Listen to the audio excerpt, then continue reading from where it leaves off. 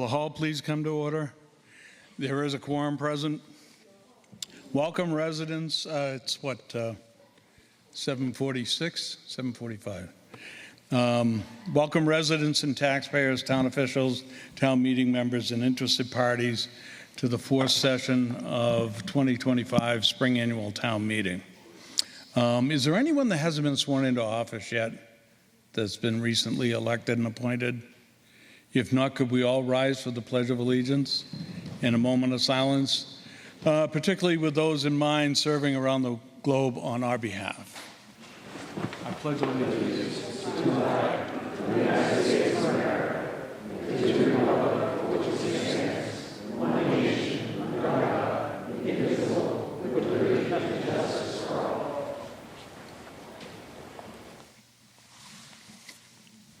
Thank you. The meeting is assembled as follows. Oh, now I can see what I'm doing. To my left is Diane Packer, interim town clerk. To my immediate left is Cody Jacobs, Finance Committee Secretary. Next to Cody is Todd Gillenwater, Finance Committee Chair. And seated next to Todd is Karis North, Town Council. Down on the well, we have Catherine Coughlin on the end of the far end of the table, Chair of the Select Board, and seated next to Catherine is Jamie Erickson, Town Administrator. I think you all know where you can sit. Just remember, if we do have a hand count, try and make it into these two sections. And those folks that I know of that have asked to sit otherwise, I will I'll look for you if we need to count hands. There are a couple of town meeting members on the stage, as well as the chair of the select board as a town meeting member. Have a whole bunch of rules. I'm not even going to talk about them. You all know them. You've heard them 4 or 5 times now. So you should understand what they are, and we're going to follow them to the end of this meeting.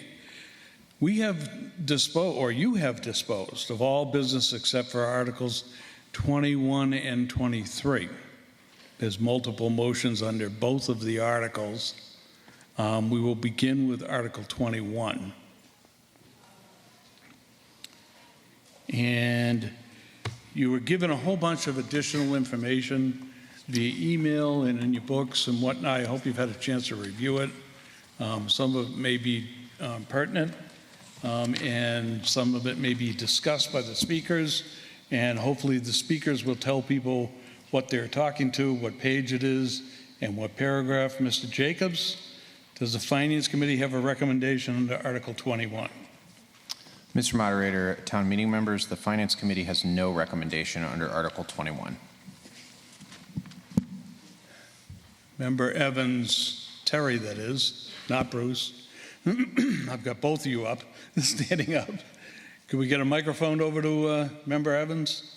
Mrs. Evans, please. Thank you. Thank you, Mr. Moderator. Terry Evans, Precinct 7, and a member of the Planning Board. I move a recommendation of favorable action on the subject matter of Article 21, Motion A, which can be found in the FinCom recommendation book on pages 114 to 119. And I so move. It's on page 114. Yeah, I've got it to page 120. Is that correct? Is that what you said? I believe it was to 119, but I'll double check. The top of 120. The end of the footnote. Has a small piece of it. My apologies. Good. Let's just, we want to make certain that we get it in the record here. All right, so it's moved by Evans, seconded by Evans. That's a first. T. Evans and B. Evans. Okay. To speak to the matter, Director Loomis, how much time are you going to speak about just A and then B and C and D and E, or what's your preference? If I could speak all 5 of them, that would be great, because they That kind will of work better. Yeah. If that's So okay. long as town meeting allows the time. doesn't object, we'll allow the director to speak through all 5 of the motions under Article 21. How long do you think that's going to take? 8 minutes. 15 minutes? I know I'm teasing. So that it's more than 5 minutes, so eight minutes or so. Great, you have that time allotted to you. Thank you. You may proceed. All right. Through you, Mr. Moderator, I appreciate everyone taking the time to come out tonight. So Article 21 is ongoing work of the use regulation schedule. As you probably have seen over the past few town meetings, we have been working to update the use regulation schedule, and we're trying to make it so that everybody can understand exactly what we're doing, so that maybe in the future, if you want to use the use regulation schedule, you'll actually understand where things are, how to use it, and where things go. So over the past while, we actually have been basically reorganizing. Non-substantive changes, we've been reorganizing. So in the fall, what we did was we created use headers, and those are the categories A, B, C, E, and there's other numbers, but these are the ones that we're focusing on at this town meeting. In that same time, we actually put the use categories. The use categories are the specific uses into basically clumps under those use headers, so that someone can go in and they want to do something residential, they know to go to the residential section. If they want to do something commercial, they go to the commercial section. So we're trying to make this easy to use.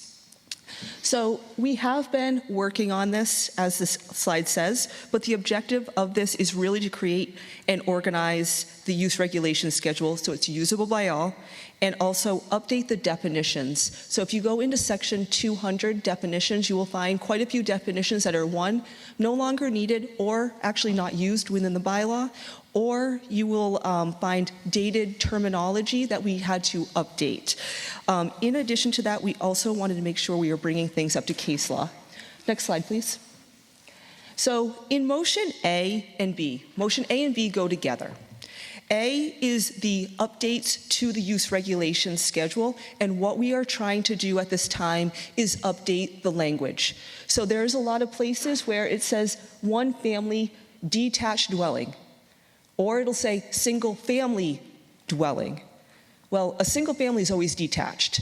That is the definition of a single family. It is a standalone unit.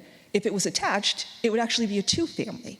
So therefore, we wanted this to be consistent. So that is what the focus of motion A was to take and make a consistent language throughout these 5 sections, and then also to remove what we had as definition language and put it into the definitions while also updating the definitions. So motion A is amending the table, and then motion B is updating the definition section and then other areas of the bylaw. Motions A and B also focus on updating the use regulation schedule and the definitions in line with case law and Massachusetts general law. So there's some places where we actually don't have it in our bylaw, but it is required by Mass general law, such as small family or large family daycares. So we have to comply with it, but you would have to go to Mass general law to get that information. Motion C. Motion C is taking the good work that we did at the fall town meeting and cleaning that up. So if you went through the different sections, you would actually find that we had 4 different home occupations. We don't need 4 home occupations, but because the uses, when we pulled them over from the various sections of the bylaw, from limited commercial, downtown mixed use, highway mixed use 1, had a little bit different language than the original definition. We didn't want to create any substantive changes, so we created an additional line, which is why you get the little a, little b's. And then you could see it said no until you got to either like DM, which is downtown mixed use, or limited commercial. So that's all we were trying to do, is get that consolidated, because we really don't need 4 different lines. Whenever there was a discrepancy between the original and what was brought in from the the section of the bylaw, we looked at it, weighed it, and in some places it actually was a special permit 3 times and a no 1 time. So it seemed like, okay, 3 times outweighs 1. So that is what motion C is. And then motion D and E is actually where the changes occur. So we are introducing new uses into that section, but very minimal in this effort. We also were pulling in sections of the bylaw just so people know they exist. So open space residential development, historic preservation are two existing zoning bylaws. They're Roman numeral 3F and Roman numeral 3J. And what we wanted to do is make sure people know that we actually have them. Because if you're not familiar with the bylaw, you wouldn't know that we have an OSRD bylaw or a historic preservation bylaw. But by putting it in the use regulation schedule, and then the uses are specific, or the permitting is specific to the specific section of the bylaw, then you can actually know. So a developer or someone who owns some land, hey, I'm trying to figure out what I'm trying to do with this land. Oh, we have an OSRD, an alternative to a conventional subdivision. So it's just trying to help people direct to the bylaw. And also in this one, we did have to update the definitions in various sections just to make sure it aligns. That is basically motions A, B, C. If you just flip to the next slide, please. And then, why are we doing this?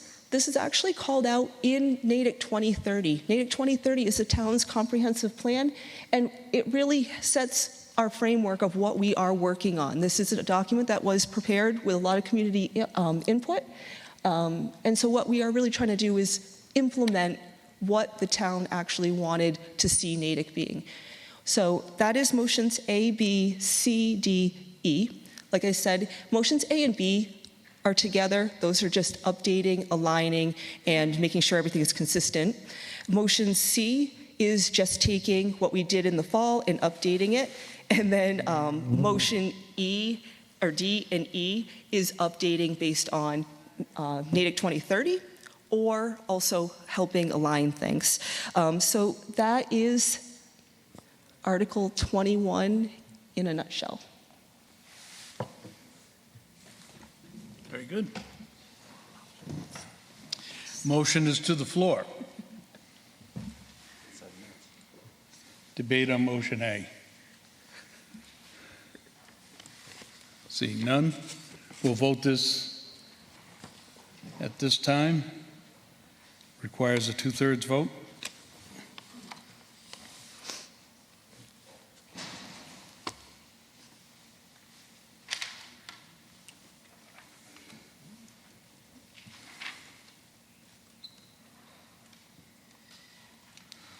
Please vote. Yeah, did you just see that? It landed right there. No, I didn't tell you.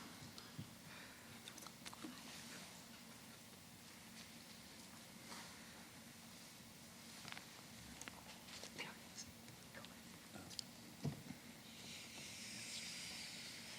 Right.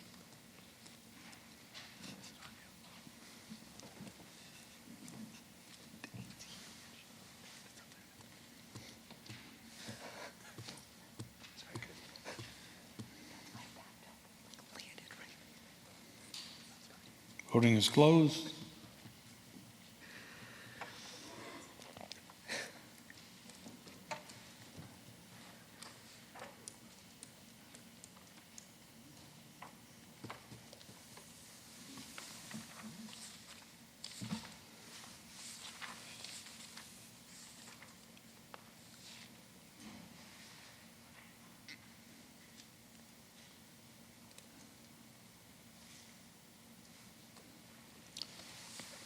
Tally on the vote is 89 yes, 2 no, 2 abstain. Passes by a 2/3 vote. Next order of business is motion B. Mr. Jacobs, your recommendation was for the entire, all of the motions under Article 21, correct? Yes, Mr. Moderator, that's correct. No Wanna repeat recommendation that. on any of them. Yep. Very good. Member Evans? Terry?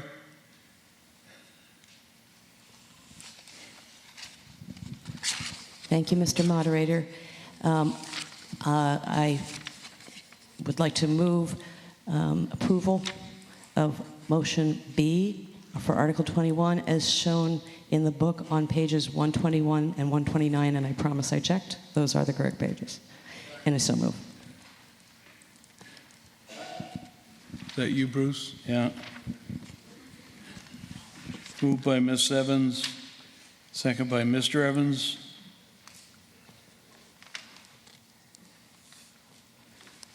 You'll find the motion on pages 21 through 29, 121 through 129. We have heard overview. Nothing to add. Debate on the matter. Mr. Linehan.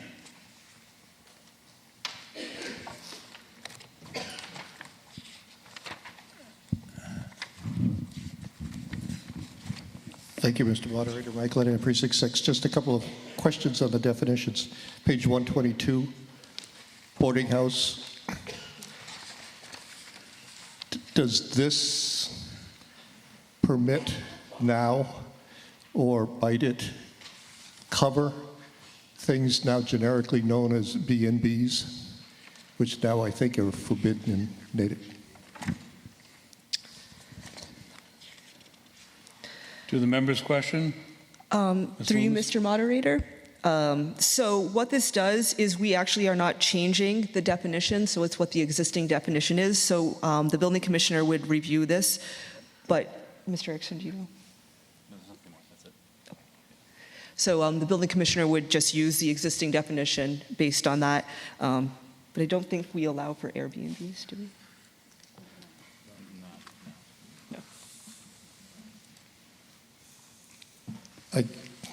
I guess the question is, does this cover B&Bs? Would it be fall? the intent to B&B cover fall into B&B? this definition? I think is what he's asking.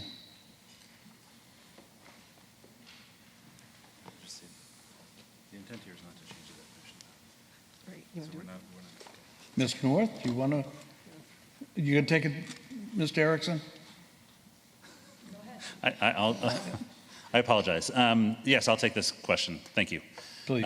Jamie Erickson, Town Administrator. So the intent of this was not to change the current definition, so we did not intentionally address questions around Airbnbs or short-term rentals with this definition. Perhaps this is certainly something we can work to explore for a future town meeting, but the intent here was just to,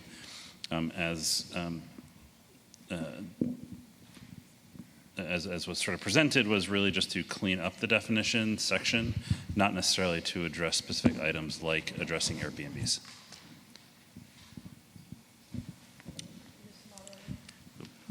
Okay. Ms. North, do you want to expand upon that? Yeah. Yes, Thank you, please. Mr. Moderator. I just want to add that short-term rentals are typically regulated separately and would require a separate provision of the zoning code, which Natick currently does not have. And under this code, if it's not allowed, if it's not specifically provided for in the code, it would not be allowed. Thank you. Mr. Linehan, to continue? Yes. The next question is up the top of page 123, cottage dwelling. It's talks about habitable space plus the garages, decks, porches, balconies. Decks, porches, balconies are attached, but I noticed that the word attached, does this garages include detached garages, or is the assumption? I guess there's a question, why does it not say attached garages when all the other parts are specifically attached to the main building? To the member's question. Yep, through you, Mr. Moderator. So this is another definition that we actually did not amend the definition. The only thing that we amended is for it to read one and then family capitalized and dwelling capitalized. So therefore, it was existing language that we were just updating to be consistent with the term. Okay. Was your question answered? It sounds like a continuing oversight, so I suppose, yes, it's good enough. Okay. Next question. And my third question is on page 126 at the bottom. Referring to no registered marijuana dispensary shall be located inside a building containing residential units, including, and then it lists a few things. Is that if there is a type of building containing residential units that is not covered in that particular list, either now or in the future, does that mean that a registered marijuana dispensary could be in that? Is this, because otherwise, my confusion arises, why does it just say inside a building containing residential units or inside a movable or mobile structure? When you put additional, I'm concerned about the additional qualifiers. To the member's question. Yep. Through you, Mr. Moderator. So this is another case where we were just deleting single-family housing, replacing it with one-family dwelling, and then we were deleting the multifamily housing and replacing it with multifamily dwelling, and then we also included transient houses. So this was more just an update to align with the existing uses. So we weren't really trying to change the intent. We were just trying to remove the inconsistent language and put it with the language for consistency purposes. That was my third question, so I didn't debate. The Finance Committee's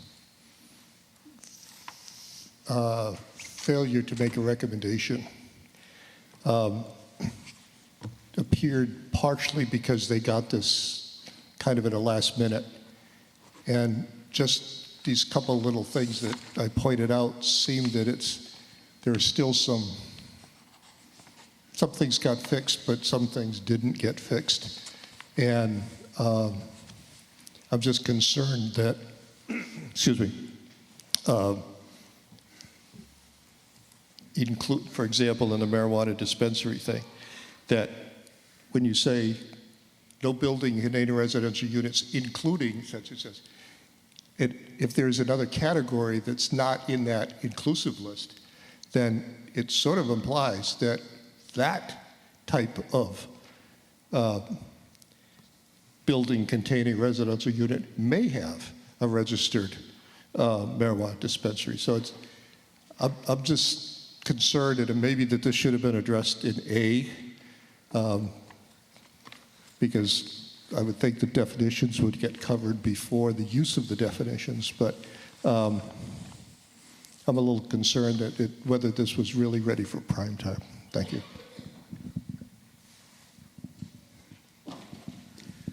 Further debate on motion B? Member McKenzie? I just have a question, and I hope it's simple. Donna McKenzie, Precinct 8. Can somebody explain the difference between a cottage and a single-family dwelling? Because when I read this, I think, oh my God, I really live in a cottage. Or is it that the difference just that a single-family dwelling has a yard? Or can I both live in a cottage and a single-family dwelling? To the member's question. Through you, Mr. Moderator. So a cottage is actually specific to the open space residential development because there are certain sizes that the houses can be constructed for the open space residential. So we had to keep that term. So a single family is a single family, but a cottage is specific to Roman numeral section 3F, open space residential, or the OSRD bylaw. Member Rich? Beverly Rich, Precinct 10.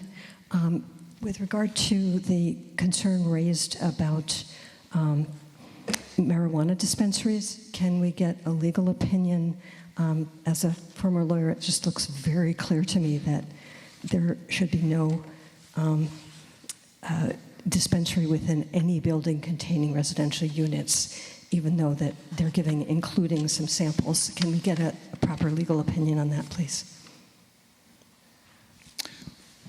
To the member's question, Ms. North? Yes, I agree with that interpretation, and that's how I would advise the town. Thank you. Okay. Further debate on the matter before you? Seeing none. You will now vote on motion B. Does require a 2/3 vote. Please vote at this time.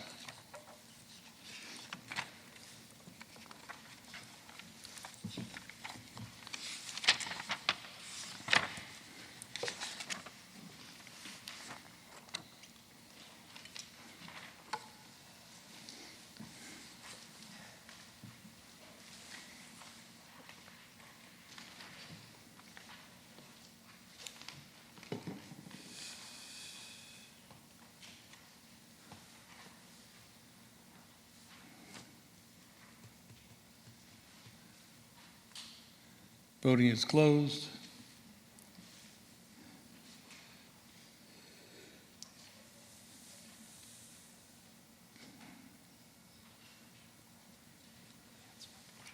Tally of the vote is 92 yes, 4 no, 3 abstain. Passes by a 2/3 vote. Next order of business is motion C. Member Evans, Terry.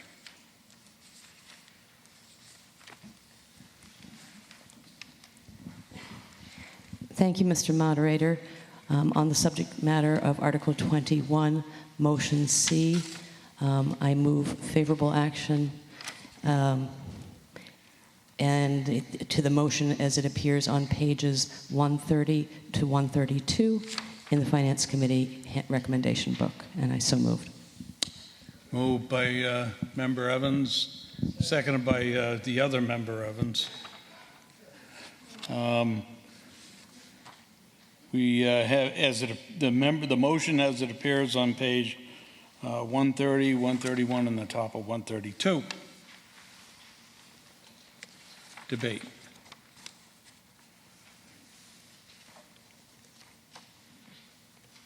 Seeing none, we'll vote this at this time.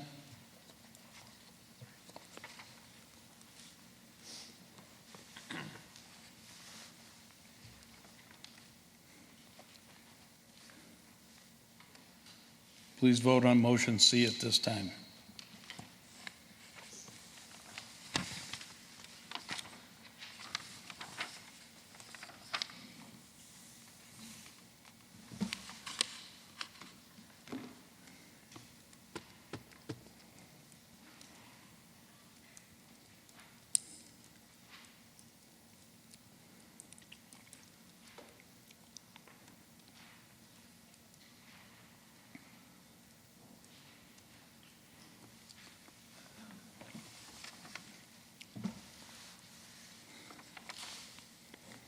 And the tally is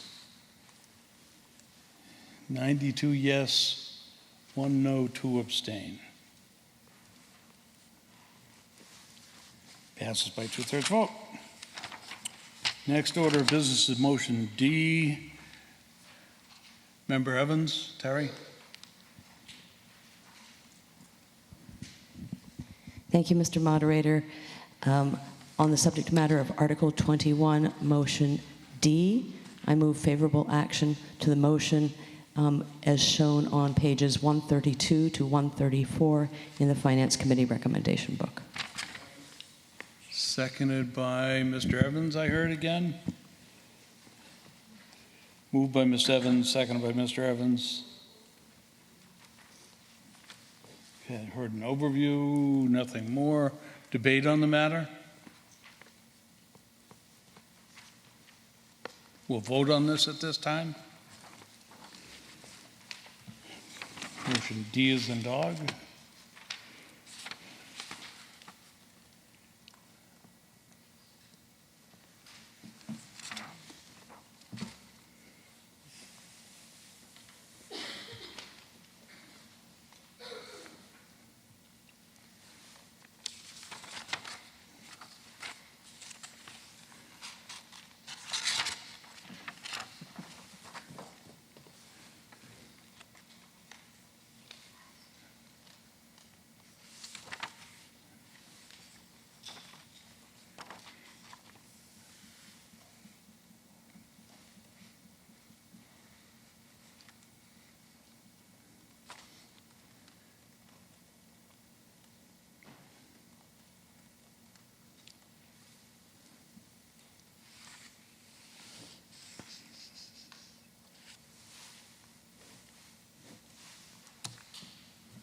Voting is closed.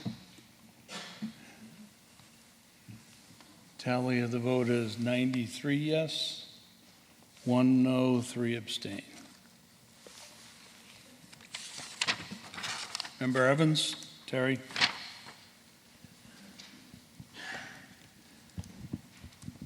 Thank you, Mr. Moderator. On the subject matter of Article 21, Motion E, I move favorable action on the subject of the motion as found on pages 135 to 136 of the Finance Committee recommendation book. Moved by Terry Evans, second by Bruce Evans.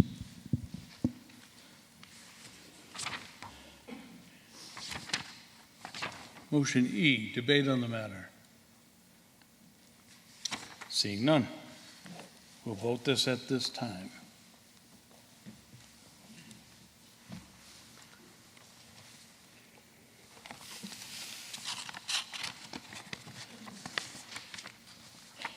Please vote.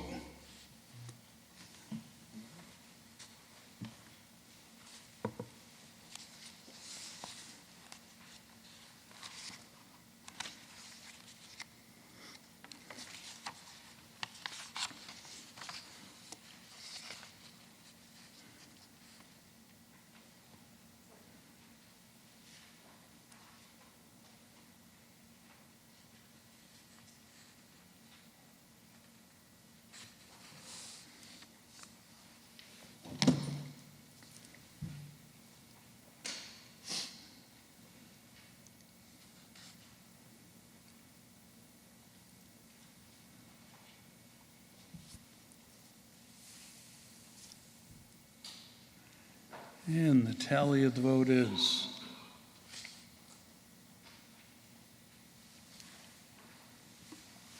86 yes, 1 no, 1 abstain. Passes by a 2/3 vote. Article 23 is the next order of business. Does the Finance Committee have a recommendation under Article 23? Mr. Moderator, town meeting members, the Finance Committee has no recommendation on the subject matter of Article 23 under either motion. Okay, good.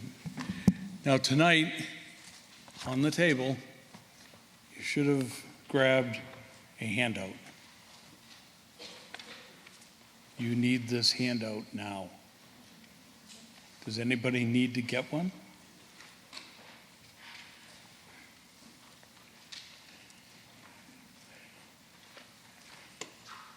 Why don't we, could one of you gentlemen just grab whatever is on the table out there and bring it in? Out where you checked in, across to the right of where you checked in.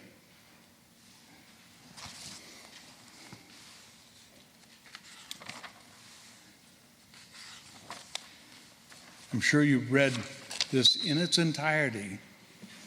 And the quiz that you're going to have, I'm sure you'll do well on. You can't leave until you get a score that is passing grade. And I won't tell you what the passing grade is. There are additional copies coming into the hall. Why don't we put them down front and folks can walk and get them if they wish. Thank you. Thank the members for bringing them in. You'll see that this actually will provide you with revisions to the motions which are essentially printed in the Finance Committee recommendation book. We will be voting these motions. So I'm going to ask if there's a motion to waive the reading of both of motion A and B as they appear in the handout. Let me just get this in the record. Everybody's ready to go. Dated May 9th, 2024, and it's the handout from the Natick Community and Economic Development Department. It's moved by Mr. Sidney, second by Mr. Gath, to waive the reading.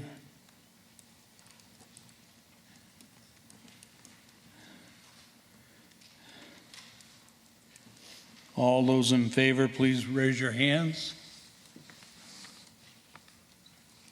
Thank you. All those opposed? Looks like it's unanimous. Good. That way you don't have to read all this. Thank you. Okay. Ms. Loomis, do you wish to speak to this at this point? You have an presentation that you want to show. How long is it going to take? I'll say You 8 were minutes. I should have taken the under on the last one. You're way under the 8 minutes. So Let's say 8 minutes, and I'll I'm try to not do gonna under go 8 again. minutes. See, I was going to try and take the over on this one, but no. Okay. All right. Go ahead. You have the floor. Great, thank you. Through you, Mr. Moderator, Amanda Loomis, Director of Community Economic Development. And this is an article on the special permit and site plan review. I'm greatly appreciative of everyone who has provided comments and spent time reviewing this. This is an article that is very important to the community in the sense that we have 2 review procedures that are how we actually shape residential commercial projects. And when I say residential commercial projects, this is not for a single family home. This is not for a 2-family home. This is for a multi-family home, mixed use, and those are classified as commercial, or an open space residential development, a historic preservation, which is much larger than a single family. So a single family and a 2-family does not actually get caught into these 2 items.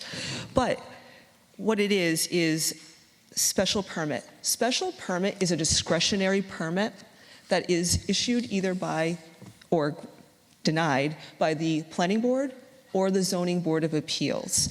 This is a case where we like to have this use here, but we actually don't want it here, or these conditions for this project work really well for this project, but they actually don't work for this. That allows the town, through their zoning board of appeals and the planning board, to evaluate the use or the project and say yes or no.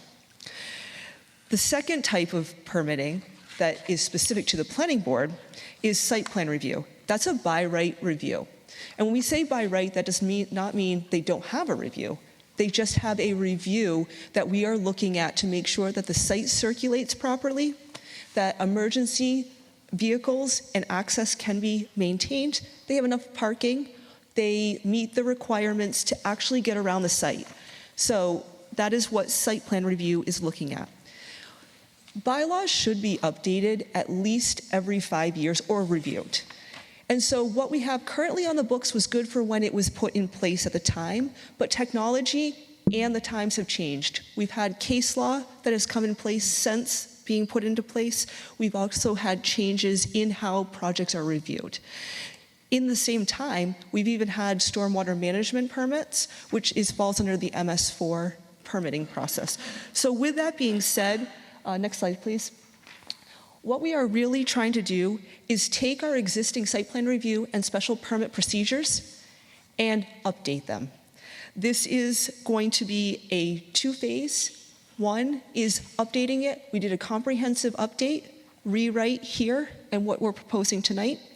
We want to make sure that it is working well and in place, and therefore if there's anything that needs to be tweaked or modified or improved, we bring that in the fall. But you can't understand if something works unless it goes into play.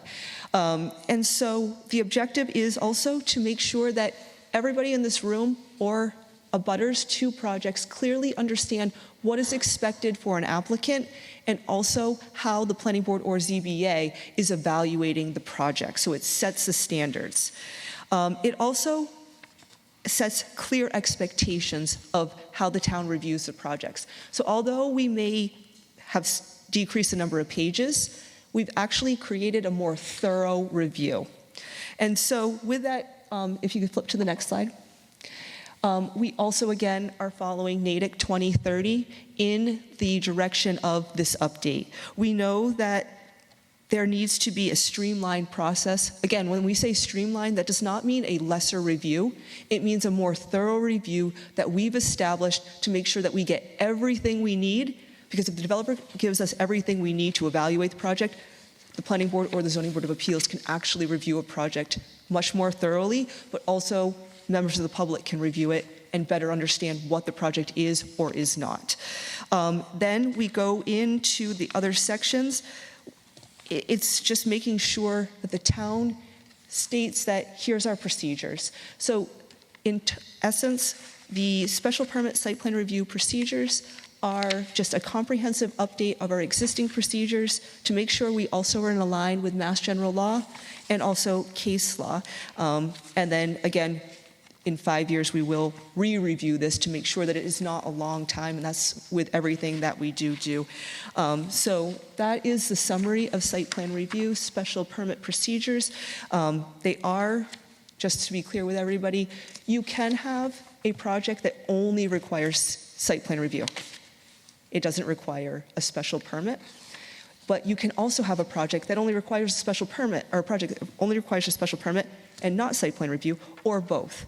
And we wanted to make sure that the two bylaws, although independent of each other, talk when they do need to have it together. Because nothing worse than two conflicting review processes occurring. They should be talking and working together to enhance the review. So that's what we've done in this article. Thank you. Very good. Member Evans? Thank you, Mr. Moderator.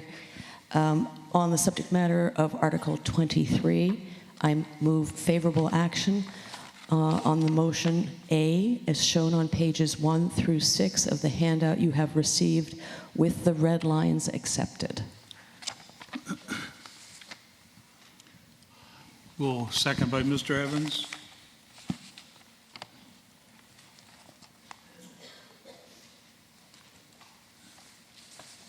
Okay. Is there any overview debate? You've heard that. Any debate on the matter?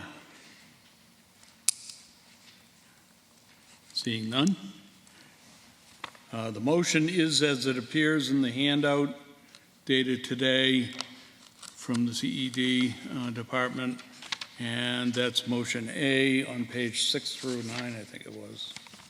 Or no, through 1 through 6, page 1 through 6. We'll vote this at this time. It does require a 2/3 vote. Please vote now.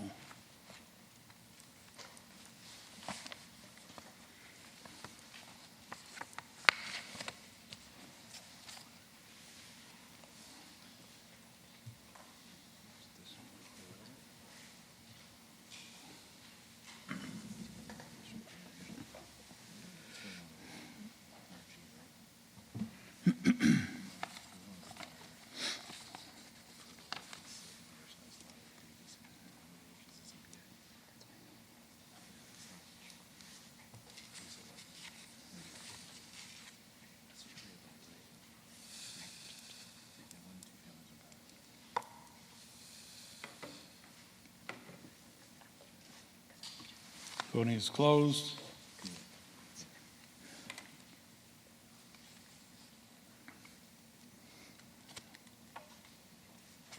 Tally of the vote is 93 yes, 0 no, 2 abstain. Passes unanimously.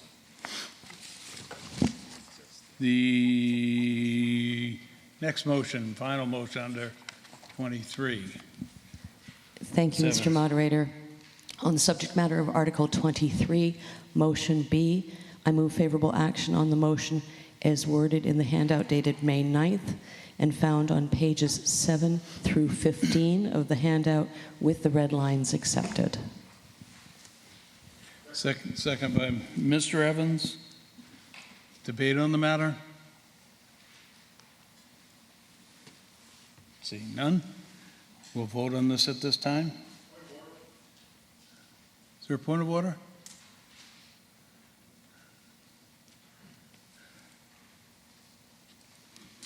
Mr. Griesmer. Thank you, Paul Griesmer.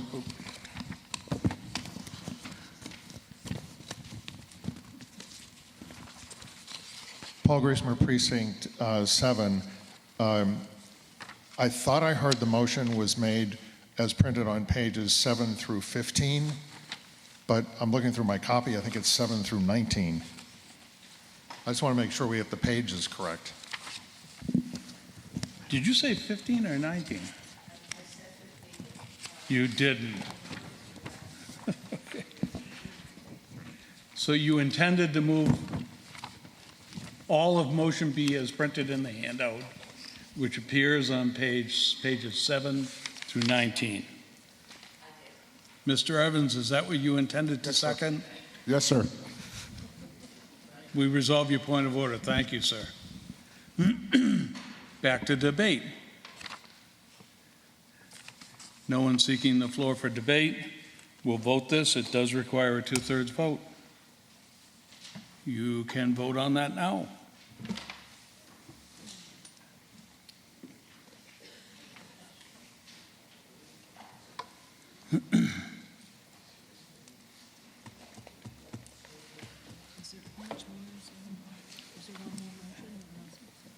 Dissolve. Yeah.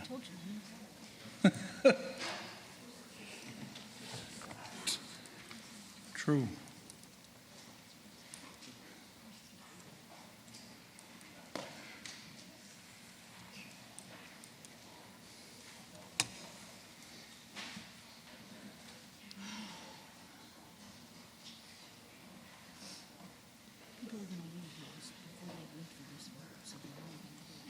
I know. Have we closed voting yet? We now have. The tally of the vote is 96 yes, 1 no, 1 abstain. Passes by a 2/3 vote. Before I take the motion, the next motion, we always like to give a thanks to a number of people. Starting from where this all plans comes together, to the town administration, the hard work, and everything that goes into putting together the budget and everything that you voted in record time. Thank you very much. All that work that the Finance Committee put in, which tailed into, what was it, April 9th? Thank you very much. For those of you out there too. We don't get in the door without help from a number of people. First, the clerk's office, and COVID. And second, the custodial staff. Jim, especially, thank you. Now, who keeps me in order is the lady down the end with the glasses on, Karis North. She usually watches over me. Thank you, Karis. And keeps us all kind of focused and on record. The two folks down front, Gloria and Jeff, thank you very much for all your hard work. Here's our pages. Why don't you stand up? Thank you. Did we lose Mrs. Sidney? I'm here. Oh, there you are. Thank you, Mr. Moderator, for guiding us through the warrant for the annual and the special. We very much appreciate all the time that you put in to your work. Thank you.